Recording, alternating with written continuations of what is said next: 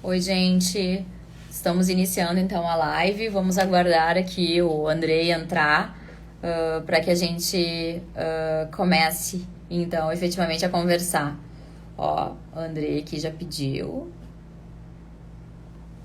Andrei super rápido.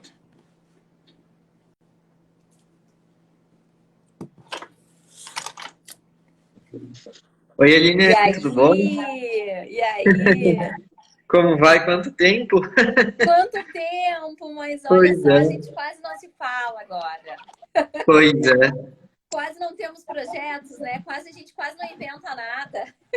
Sim, sim. Mais um aí, mas vamos em frente, né? Vamos em frente. E, Para quem estava perguntando se vai estar salva a live, né? Se bem que agora, aqui para o pessoal que está aqui, não vai adiantar muito essa informação, mas eu vou tentar deixar salvo, tá? Eu não vou garantir, porque eu não tenho certeza se eu vou conseguir, mas o Andrei já me deu aqui umas orientações. Eu acho que a gente vai conseguir deixar salvo aqui direitinho. vai dar tudo certo, vai dar tudo Vai certo. dar tudo certo. Então tá, a ideia aqui é a gente conversar um pouco sobre a questão das drogas e dar algumas dicas para vocês a respeito do congresso, né? Que a gente tá encabeçando aí o GT de número 20, que sou suspeita para dizer, mas é o GT mais legal que tem no Congresso de Coimbra, né? Então, E o único sobre drogas. o único sobre drogas, né? Então, assim, quem quiser falar sobre direitos humanos e política de drogas vai ser obrigado a ir lá para o nosso GT de número 20. Sabe, Bom, Aline, que só agora tu falou, né? E isso que é bacana, né? A gente tem um contato desde o mestrado, então, pra quem tá vendo, a gente não combinou nada, a gente tá conversando informalmente. E uma coisa que é, que é bacana, né? É justamente poder revisitar todo um trabalho que a gente já fez. Eu, por exemplo, agora lendo minha dissertação, vendo um pouquinho sobre o que a gente já escreveu. Então, quanta coisa, né? Teus, teus, né? sim, eles estão. Estou tentando fazer eles pararem, mas está meio difícil. Mas vamos lá, se eles continuarem, daí eu saio daqui e faço eles pararem. Mas vai seguindo aí. Tudo bem. São bem-vindos. E, na verdade, quanta coisa a gente acaba, né? Eu agora revisitando um pouquinho a própria dissertação, enfim, para a gente poder conversar. E quanta coisa, né, a gente agora remete a, bah, quando a gente começou a estudar sobre isso, como é que era, o que que eu pensava, o que que a gente pensa agora. Então, poder estar conversando sobre algo bem legal mesmo. Eu também acho, e eu particularmente gosto muito da temática de drogas, né?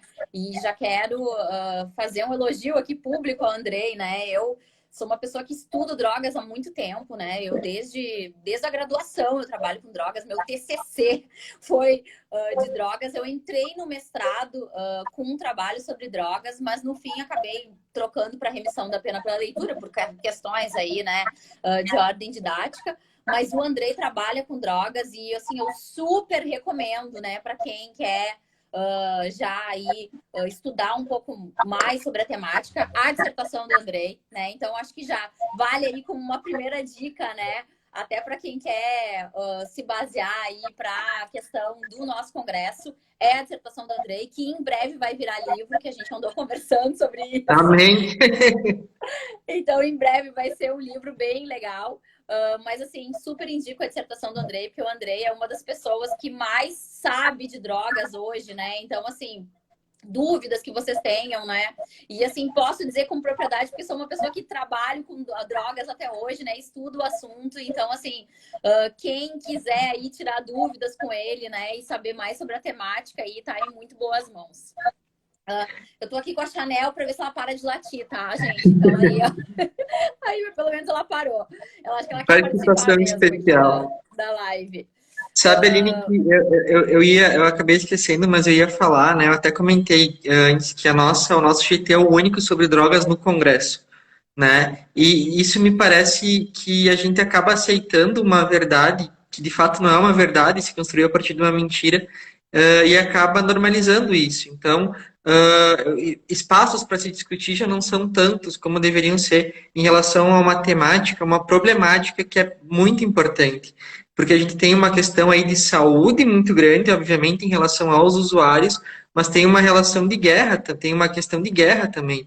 E várias pessoas dentro do próprio território acabam morrendo, policiais, pessoas, civis, enfim, por causa dessa ideia de combate penal a essa substância, que poderia ser resolvida de outra forma. Então, eu acho que por isso que é importante que a gente continue falando para buscar resultados melhores de fato. Eu acho que é isso, né? Buscar menos mortes, buscar menos danos, menos prejuízo à saúde das pessoas. Eu acho que tudo isso é o objetivo quando a gente fala sobre o tema.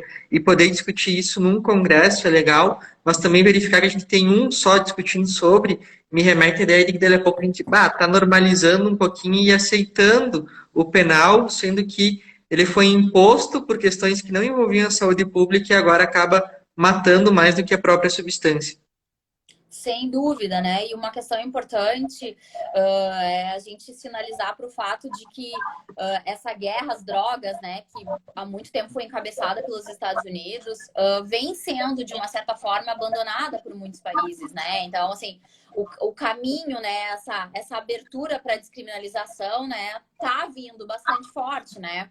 Mas o Brasil não, né? Não é isso que a gente vê em relação ao Brasil, né? As últimas alterações legislativas, né, não tem sido nesse sentido. Inclusive, com alterações legislativas significantes, até mesmo com a questão da internação obrigatória, né, dos dependentes. Então, a gente vive um momento muito complicado no nosso país em relação à política de drogas, e eu não vejo como isso vai melhorar. Eu não vejo a gente indo para esse mesmo caminho que os outros países têm ido. Não sei o que tu acha sobre isso, Andrei, né? Não sei se tu vê uma luz aí no fim do túnel aqui para o Brasil. Assim, eu sou bem pessimista em relação a esse quadro, assim, em que pese a gente veja uma abertura dos Estados Unidos, a gente veja uma abertura da Europa. Aqui no Brasil eu não vejo nesse sentido, assim, pelo menos do ponto de vista estatal, em que pese na doutrina a gente tenha bastante gente aí batalhando, né, nesse sentido. Do ponto de vista estatal, eu não vejo essa abertura. Como é que tu vê isso? O que tu acredita? Até porque essa é uma questão que é universal, né? Muita gente veio me perguntar a respeito do Congresso. Como é que eu faço para mandar um trabalho para o Congresso que não seja voltado para a questão da legislação? Essa é uma questão importante, né? Essa é uma questão que está além, né? É uma questão que é uma problemática de todos os países, não só do Brasil, né? Então, não sei o que tu pensa sobre isso. Quando tu falava que eu me remeteu a uma questão que o Brasil, o nosso país, ele foi o último país, se eu não me engano, ou foi um dos últimos. Agora eu não tenho a fonte exata, né? Fonte Vozes da minha cabeça, não, já li em algum lugar, então tem em algum lugar aí, mas a gente foi um dos últimos, se não o último país a abolir a escravatura. E a gente tem aí esse regime de escravidão, né, como algo que lá penso eu, né, só se numa vida passada eu vivia, mas naquele momento, meu Deus, é uma utopia, não pode, sabe? Eu imagino o quanto isso estava enraizado nas pessoas, de fato, para acabar negando. E por isso que a gente acabou sendo o último país, né? E aí, nesse sentido, me vem, poxa, será que a gente vai ser o último país a lidar de uma melhor forma com a questão das drogas em relação a todos?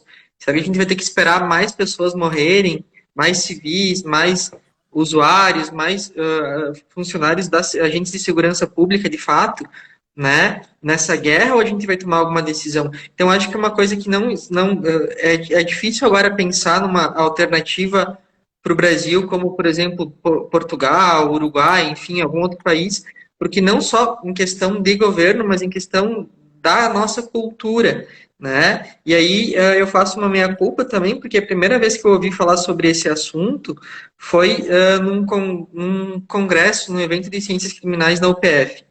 Eu estava no meu terceiro ou quarto semestre da graduação e eu fui para esse congresso porque eu me interessava pela área penal. Publiquei um trabalho lá sobre dolo eventual e culpa consciente.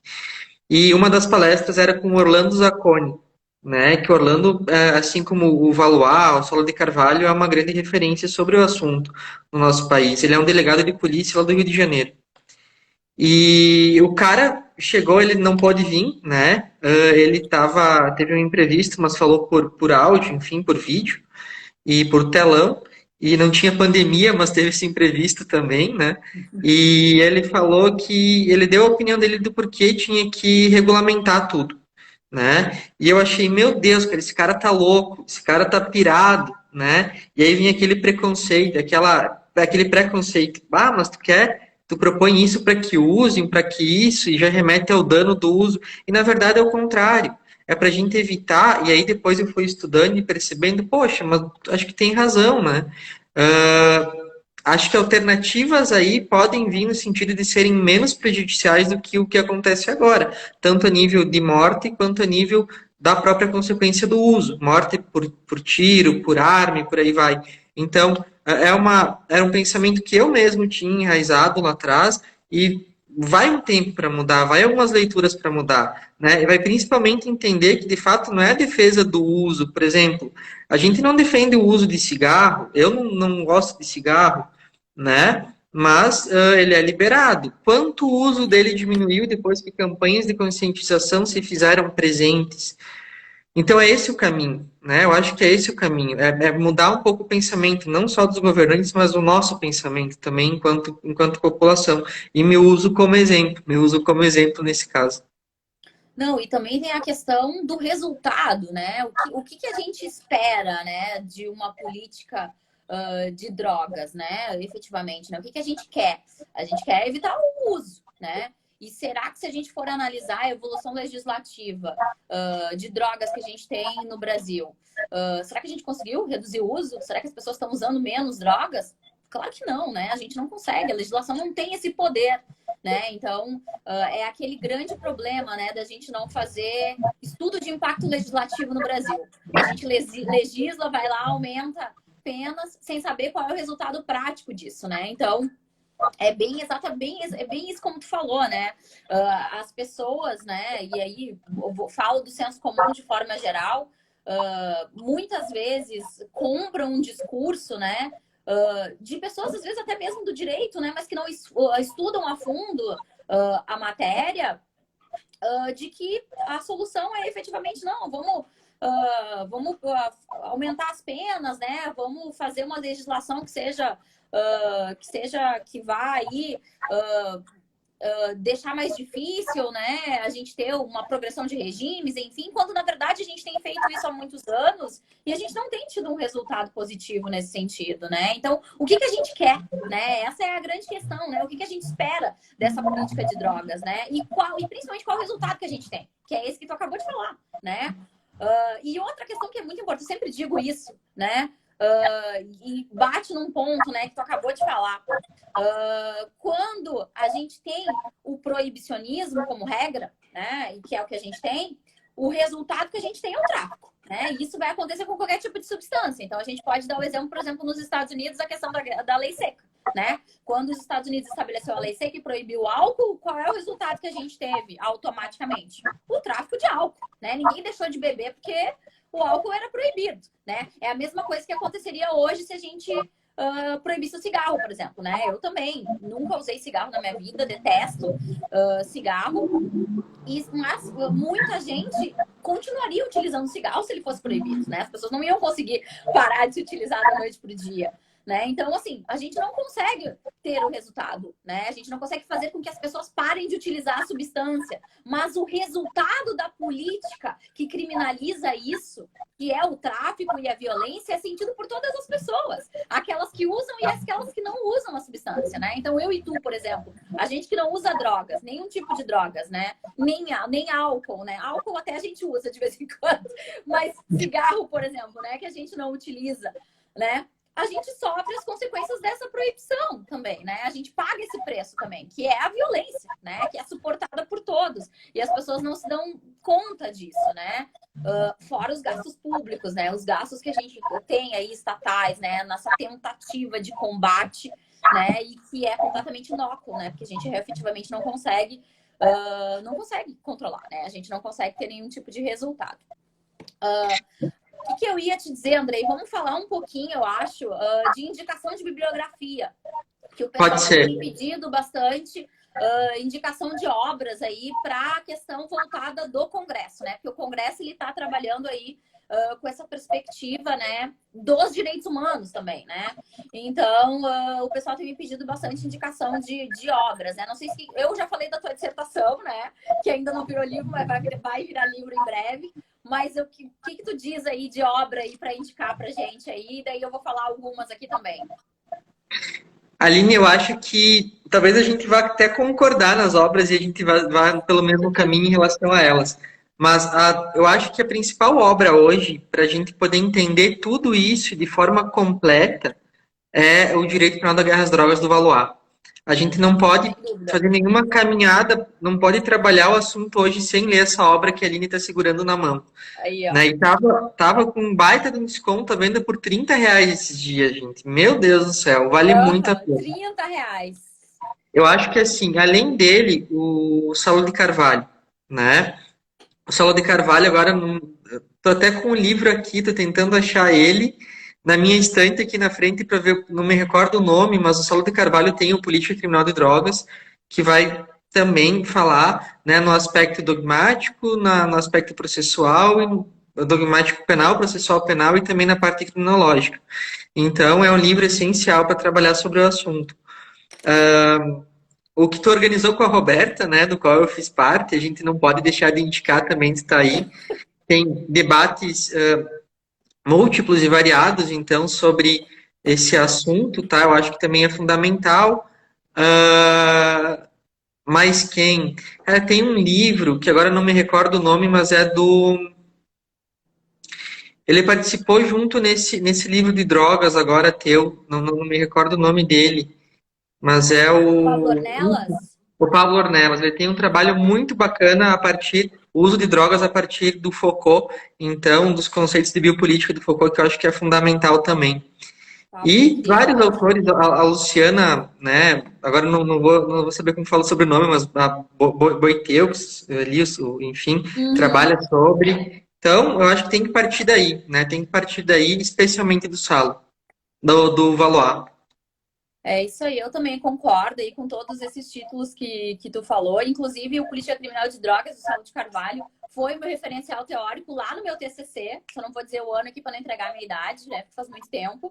Inclusive, o Saulo de Carvalho foi meu professor de Direito Penal 1 na faculdade.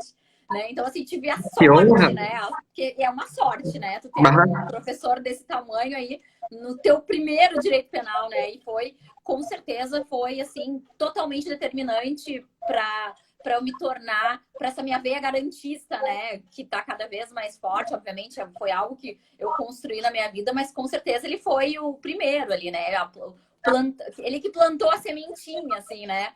Às vezes as pessoas me perguntam assim, mas como que tu consegue ser garantista, né? Com tua família, teu pai policial, teu tio policial, né? Mas o teu pai foi superintendente da Polícia Federal, como é que é assim, né? Estudo, né? Tu estuda, né? Tu tem professores que te levam para o caminho, né? E quanto mais tu estuda, quanto mais tu te aprofunda na matéria, eu acho que é mais difícil tu te afastar do garantismo, né? Tu te afastar dessa política de garantias, né? Mas com certeza eu preciso dizer que o mérito disso tudo inicial foi o professor Saulo de Carvalho, que foi meu primeiro professor. Outro autor que eu diria também, que é bem... Outra autora, né? É a Maria Lúcia Caranto, deve conhecer também, que ela é sim, sim. extraordinária. Ela tem uns artigos ótimos também sobre a temática. Outra autora fundamental, que foi tua professora também, a professora Ruth Gauer. A professora Ruth Opa. Gauer tem um artigo maravilhoso sobre o uso de drogas, é um artigo bem antigo, mas que é super empírico e fácil de ser entendido, até porque ela tem uma formação na história, né? Uma formação interdisciplinar. Então, assim, O, eu gosto de indicar esse artigo para os alunos, né? Porque é fácil de ser lido, né? o, Aliás, o, quando no- eu já cheguei a Deixa indicar eu esse artigo para pessoas de fora do direito, né? Porque só dá abrir para um ler, dá para parênteses entender. ali. Uma leitura antropológica do uso de drogas, página 15 da minha dissertação. O primeiro tópico que eu falo, eu uso o artigo dela, é muito bom. É muito bom. Não, ela é incrível, assim, o artigo dela é muito, muito bom. E realmente, assim, se tu quer dar uma ideia, né, para a pessoa do grande problema das drogas, e essa pessoa não é do direito, né, eu acho que é um excelente caminho esse artigo da Ruth, né, porque qualquer pessoa consegue entender, né, a Ruth, óbvio, né, é uma baita de uma professora, né, tem uma puta de uma didática, então isso ajuda muito, né, ajuda muito nessa capacidade de entendimento. Outra questão que eu queria dizer a respeito do teu capítulo especificamente, né, no nosso livro de drogas, né, o teu capítulo é um capítulo que trata, deixa eu até falar aqui, nota sobre o inimigo criado pelos meios de comunicação. Deixa eu até mostrar aqui. Esse é um assunto que pode ser tratado à luz dos direitos humanos. Não sei se tu concorda comigo, né? Porque é uma grande problemática, né? A partir dessa perspectiva. Não sei se tu consegue lembrar, faz tempo, né, que tu escreveu sobre ele, mas tu consegue falar um pouquinho sobre isso, assim, porque realmente eu acho que é um problema que é muito atual ainda, né? E principalmente no Brasil, e principalmente, até eu acho que tu poderia fazer uma releitura dele à luz das redes sociais hoje, né? Comparando as redes sociais hoje com os meios de comunicação, porque as redes sociais têm esse poder hoje, né? De fazer, de criação de inimigos, né? E com compartilhamento aí através de ferramentas como o WhatsApp, né? Não sei se tu pode falar um pouco rapidamente sobre isso pra gente. Eu acho que eu consegui fazer uma constatação ali dessa própria seletividade que a gente tem no sistema penal como um todo, né? Qual é o perfil do criminoso, né, que a gente tem hoje na cadeia? Como que a mídia trata também? Será que esse perfil do criminoso ele também se reflete na mídia, né? A pessoa que está no cárcere, ele se reflete também na mídia? Sim, né? A gente pode perceber que sim, porque, ora, se eu tenho um perfil de pessoa, que a gente já deve imaginar qual é, né? Tratada como filho da desembargadora que compra, é pego com, não sei, 400 quilos de maconha. E de outro lado eu tenho traficante é peso com 5 quilos. E tu vai analisar o perfil dessas duas pessoas. O traficante é aquele bandido que está de fato, né, na cadeia. O nosso inimigo, né, um direito penal do inimigo, que é do Jacobs e não do Lombroso, né, na nossa, no nosso ordenamento jurídico, tá?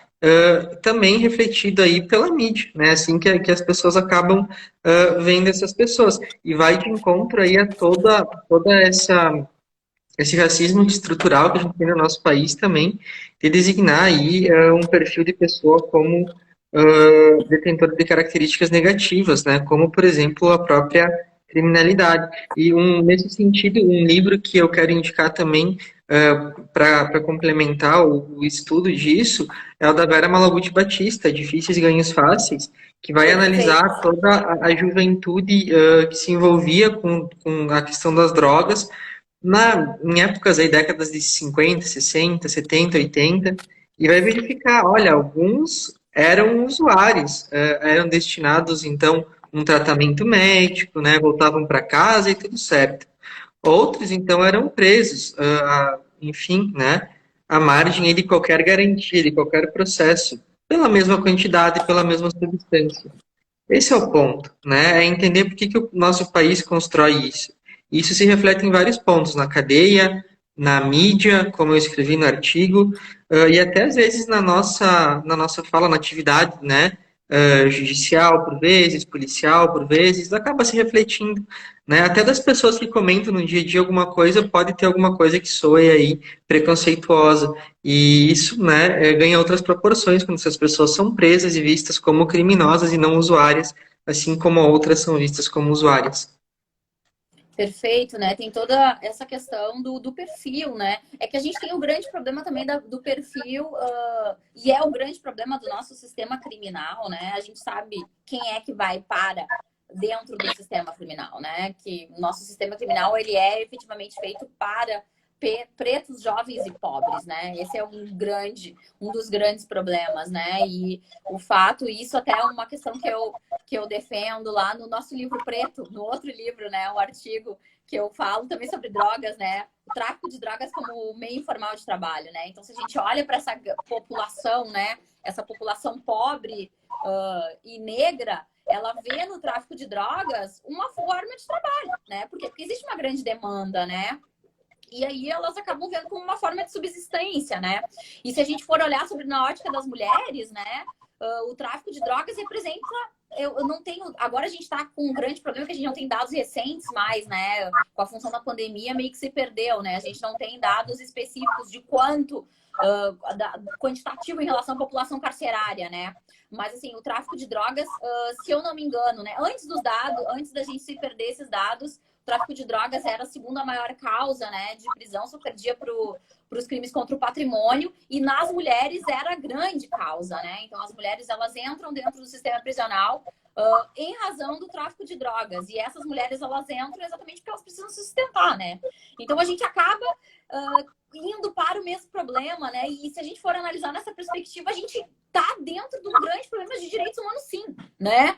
Eu acho que não tem como analisar a problemática das drogas alheio à questão dos direitos humanos, né? E por isso que é tão importante o nosso GT, né? O nosso GT está incluído dentro de um congresso de direitos humanos, né? Porque, na essência, esse é o grande problema, né? Essa é a grande questão. Isso. Então, essa questão, né, Aline, é uma questão que, como tu falou, as pessoas elas acabam vendo, escapando, vendo uma alternativa no tráfico como uma forma de ganho, né? Porque a sociedade impõe alguns objetivos, mas o Estado não fornece os meios para que todo mundo consiga alcançar isso. Algumas pessoas, de fato, não conseguem, em alguns pontos, a ausência de Estado, a ausência de oportunidades. Então, não é uma simples escolha racional que, eu quero cometer crimes ou eu não quero cometer crimes. Não é tão simples assim. Acho que a grande maioria não gostaria de cometer os crimes, né? Mas, infelizmente, vivem numa favela, em algum lugar em que falta o Estado, falta saúde, falta escola, falta, né? Tem uma situação com a falta de estrutura em todos os pontos, acaba vendo, infelizmente, né, nesse monstro que se cria, que são essas grandes organizações criminosas envolvidas com o tráfico, que se criam por causa do proibicionismo, né, uma oportunidade, uma solução, alguém que acolhe, mesmo que seja errado, e acabam indo para esse caminho e então fomentando esse tipo de situação. E como a Aline falou, não deixa de ser uma grave violação aí aos direitos humanos, né? E é o que a gente quer conversar com vocês, então, no nosso GT de Coimbra. E é por isso que a gente espera que vocês mandem vários trabalhos sobre essa temática, não só sobre toda essa problematização que a gente trouxe aqui, mas também sobre novas formas de lidar com o problema, né? Portugal, por exemplo, fazendo só um link com a minha dissertação, Aline, tem usuários de crack na rua lá, mas eles acham que o crack do Brasil é outra substância, que não é a mesma, porque nunca lá eles vão ter uma situação como acontece aqui.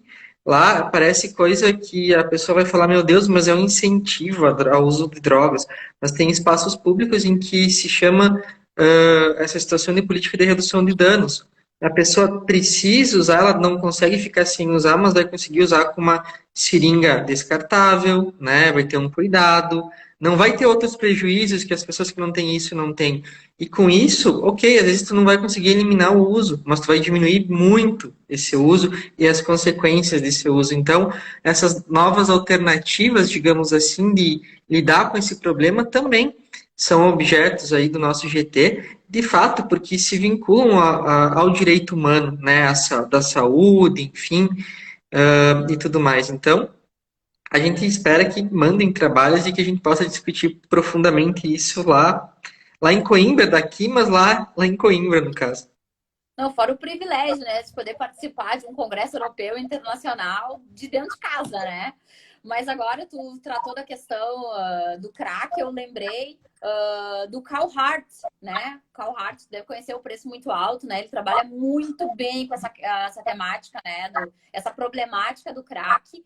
E tem um artigo dele, ele tem um livro dele, né? Um Preço Muito Alto, que eu recomendo, assim, fortemente. É um livro maravilhoso. Mas ele tem um artigo que eu agora não estou lembrando o nome do artigo, mas que ele trata sobre a questão especificamente da problemática do crack no Brasil, né? E ele fala, inclusive, dos grandes gastos de dinheiro no Brasil com as campanhas, né? Crack nem pensar. E ele analisa os números, né? Então ele faz um trabalho analisando números efetivamente das pessoas que são viciadas em crack e a quantidade de dinheiro que é gasta com essa campanha. né? E daí ele fala, tá, mas efetivamente, será que se a gente pegasse esse dinheiro todo que é gasto nessa campanha, considerando o número de pessoas, e investisse nessas pessoas que estão nessa situação, será que a gente não teria um resultado muito maior, né? Muito melhor, muito mais positivo, né? É muito bom esse artigo dele, também lembrei agora. E outra questão, quando tu estava falando a respeito de Portugal, lembrei que no Canadá se tem também, né, esses espaços públicos reservados, né, para a questão da utilização, né, das drogas, exatamente dessa mesma maneira aí, como tu falou. E também, antes tu estava falando a respeito da questão de não são todas as pessoas que estão ali, né, porque elas querem, né? E eu lembrei da questão da remissão da pena pelo trabalho, né? Não a remissão da pena pela leitura, que é a minha área, totalmente, mas a questão da remissão da pena pelo trabalho, né? Porque as pessoas acreditam, né, também que existe muito misticismo dentro do direito penal, né? Eu acho que se tem muito misticismo dentro do direito penal, então é uma coisa assim que é quase, se tu for conversar, né, com alguém assim, que é alheio ao direito, vira quase uma fábula, né? Quase assim uma coisa que não existe. E as pessoas ainda têm a ideia em relação à questão da remissão da pena pelo trabalho, em relação ao trabalho, que os presos não querem trabalhar, né? Que tem lá que o Estado vai lá, oferece, né, o trabalho e que os presos não querem trabalhar. Isso não é verdade, né? Não é isso que acontece, né? O grande problema da remissão da pena pelo trabalho é que o Estado não tem condições de oferecer trabalho aos presos, né? Os presos acabam trabalhando aí nos poucos espaços dentro da penitenciária, né? Dentro da cozinha, dentro da limpeza dos presídios, né? Porque o Estado não consegue estabelecer convênios, né? Inclusive, em Erechim é um dos poucos lugares dentro do Rio Grande do Sul onde se tem ainda convênios, né, com empresas onde é possível, mas na verdade esse é mais um grande misticismo, né? Mais uma grande mentira, né? Uma grande fake news, né, que circula aí na sociedade, muitas vezes por desconhecimento das pessoas, né? E as pessoas acabam comprando isso como se fosse verdade, não é, né? Uma parcela muito pequena das pessoas cometem crimes por querer, né? E se a gente vai falar de crimes contra o patrimônio, é muito mais reduzido, né? As pessoas gostariam sim de ter um trabalho digno, de receber dignamente pelo seu trabalho, né? É claro, né? Isso não existe, né? Ah, não, eu efetivamente escolhi o mundo do crime, né? Eu quero arriscar minha vida todos os dias e fazer roubos e furtos, porque eu sou uma pessoa do mal, né? Não existe isso, né? Até porque a gente tem que pensar que todos nós, né, temos que nos ver um pouco como criminosos, né? Quantas pessoas aí a gente não conhece que não sonegam o imposto de renda, né? Quantas pessoas não conhecem aí amiguinhos que fraudaram agora atestados médicos para fazer vacina da Covid, né? Nunca vi tanta gente aí com comorbidades na vida, né? Para tomar vacina. Então, assim, a gente precisa um pouquinho botar a mão na consciência, né? Antes de olhar e apontar o dedo pro outro, né? Para dizer, olha, né? Lembrar também que crime é etiqueta, né? Etiqueta que a gente põe e tira, né? Na conduta, né? E aí falar de drogas, né? O café já foi considerado droga, né? E agora o que seria do direito sem o café, né? Com esses livros todos que a gente produz, não produziríamos nem metade se não existisse o café, né? Então, assim, a gente tem que sempre lembrar que crime é etiqueta, né? Que a sociedade coloca e tira, né? Várias condutas aí que eram consideradas criminosas hoje já não são. Eu nem sei nem por que eu tô falando isso, Andrei, que eu agora já me perdi aqui. Eu vi que tem um comentário da Fernanda aí. Fernanda, querida, minha coordenadora. Deixa eu ver se eu consigo ler. Existe no Brasil algum projeto no sentido da experiência portuguesa de espaços controlados para o uso? Acho que não desconheço. Conhece, Andrei? É muito difícil política nesse sentido no Brasil, né? Não tem essa aceitação da sociedade. Com esse foco, não. Com esse foco todo, não. Mas tiveram experiências parecidas no sentido de adotar políticas de redução de danos na própria Cracolândia. Né? Sim, Foi um momento em que se diminuiu o uso, né?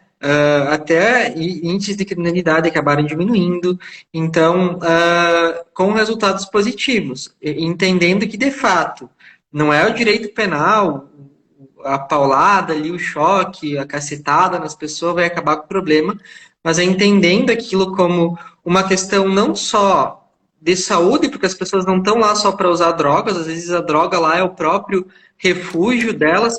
Quantas histórias na minha dissertação de pessoas que escolhiam usar para ter isso como uma válvula de saída em relação aos problemas. Então, elas têm outros problemas, chegam até lá e às vezes, inclusive, encontram esse crack como refúgio.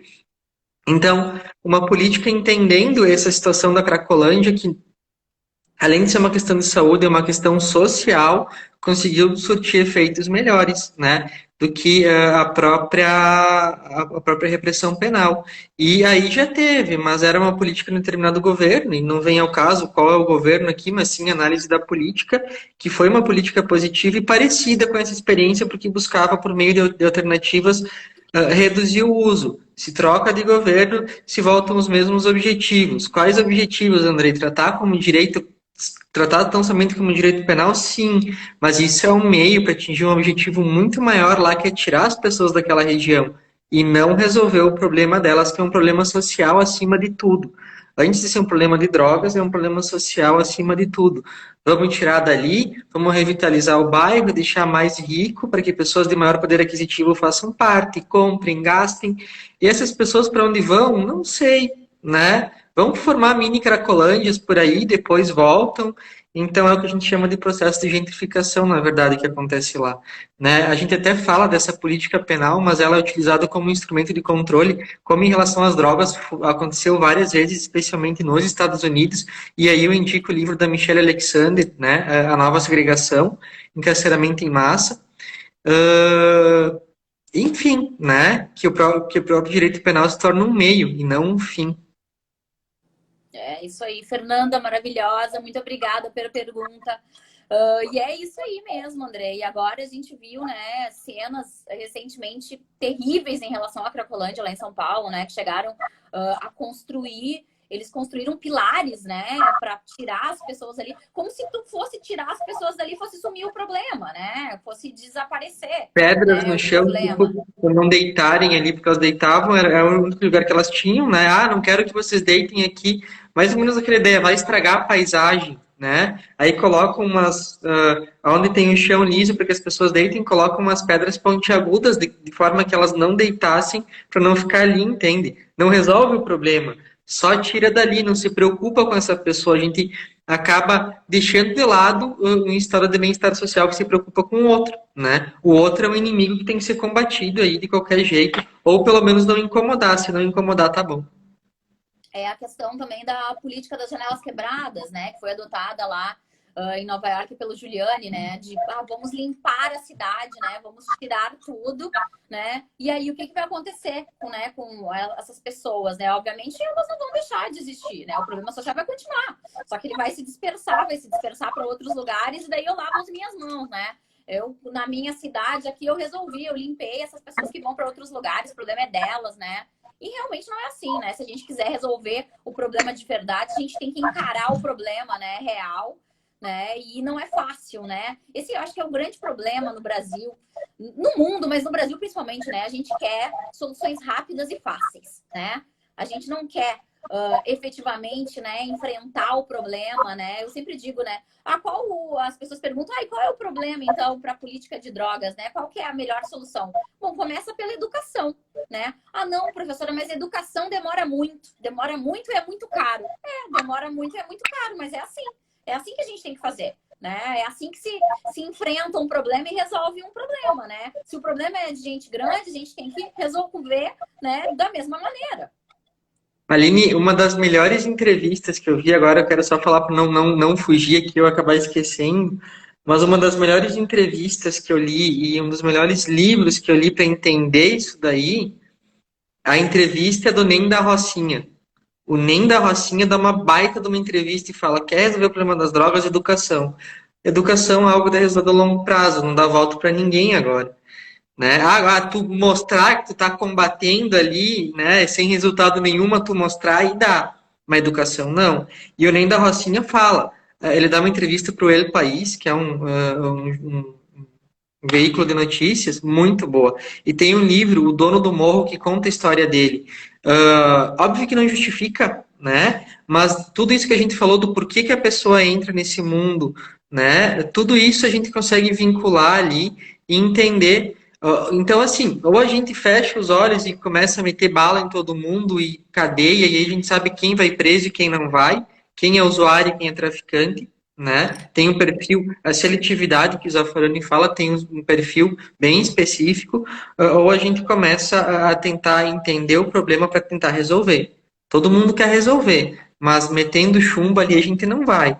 Agora, entendendo, a gente vai. É tipo um Mind Hunter da vida, assim, né? Que os caras, numa determinada época, veem os serial killers lá e vamos prender, prender, prender, prender e continua acontecendo. Aí duas, três pessoas, não, vamos entender esses caras, vamos lá conversar com eles, vamos descobrir o que está acontecendo. Começam a estudar, a conhecer tudo isso, né? E aí traçam outras estratégias de combate e com isso diminuem crimes, pegam as pessoas antes de cometerem outros crimes, e é esse o objetivo. Direito penal sempre chega atrasado, a pessoa está morta, está lá no chão.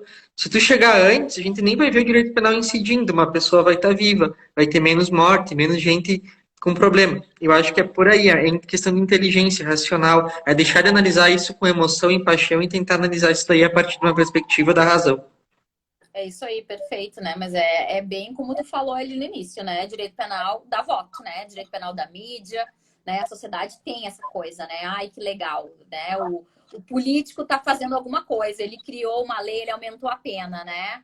E daí, quanto é que custa, né, aumentar uma pena, né? R$ 0, zero investimento, nada, né? Então é muito fácil, né? Agora, efetivamente, ir lá e resolver o problema, daí é complicado. Aí precisa de investimento social, precisa de dinheiro, precisa de vontade política, precisa querer, né? Daí é outra coisa. Então, eu acho que é menos direito penal, muito menos direito penal simbólico, né? Chega de direito penal simbólico, não dá. E mais educação, mais atitude, né? E vamos pensar mais numa ótica de direitos humanos, né? E aí nosso congresso, novamente, né? A Fernanda está dizendo que parece um fracionamento de pessoas, e é bem isso, Fernanda, concordo contigo, é bem por aí mesmo. O problema é que às vezes que... nem enxergam às vezes essas pessoas como pessoas, né? Esse é o problema. Verdade. Então, É muito triste, é muito triste. É aquela coisa até assim, se... pra onde é que vão ir essas pessoas? Não importa. Vão sumir, vão desaparecer até melhor, né? Não é completamente, nem dá para falar de direitos humanos, né? É completamente alheio aos direitos humanos. É quase que um escalonamento, né? Quem é que merece direito, quem é que não merece direito, né? Tem um doutrinador que fez esse tipo, né? De um doutrinador penal que fez esse tipo de escalonamento, né? Os tipos de pessoas, né? Os cidadãos de primeira categoria, de segunda categoria, eu nem vou falar aqui que é para não dar indicação de bibliografia que não é adequado, né? Mas enfim, não sei se quer falar mais alguma coisa, Andrei, que eu acho que daqui a pouco eles vão nos derrubar, né? Que tá chegando perto aí do horário.